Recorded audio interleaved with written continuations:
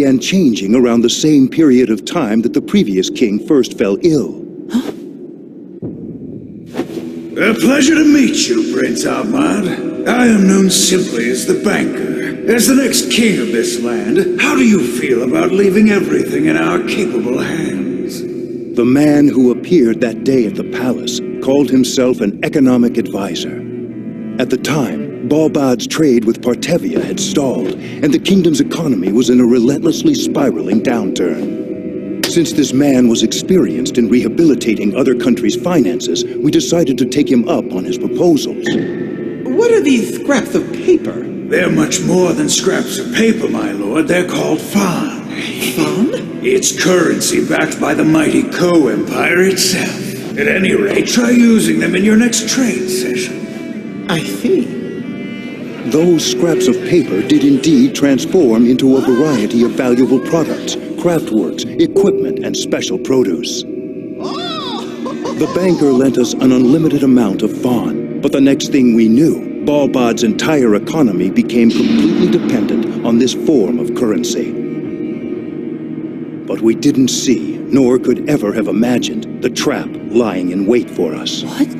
Borrowing Fawn will generate a percentage of interest. However, Fawn is prone to having subtle fluctuations. Products that cost only 1 Fawn yesterday were now going for 2. With every change, our country was hit with a tremendous loss. Silver coins have the same value as silver. But that's not so with paper notes. They're just scraps of paper anyway. The country distributing them guarantees their value, that's all.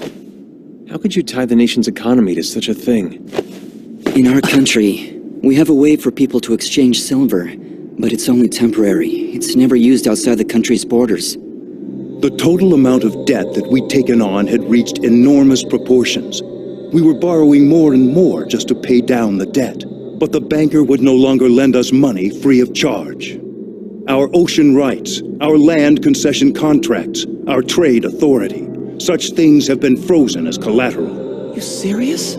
Behind all this, the people of Balbad were suffering. Taxes kept rising while goods were in short supply. As if he were stamping out the cries of resentment, the king shut down the slums and abandoned those who lived in them. I can remember when even this place was a prosperous and thriving port town.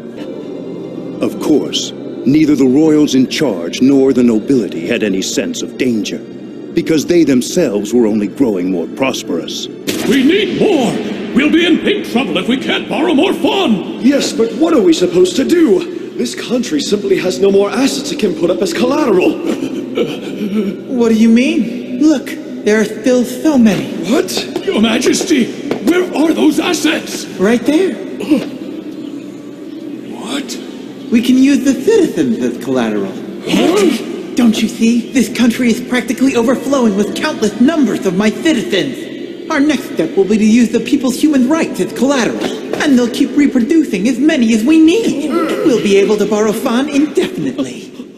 Wait, what? What does he mean, use the citizens' human rights as collateral? He's trying to sell the citizens of Balbad.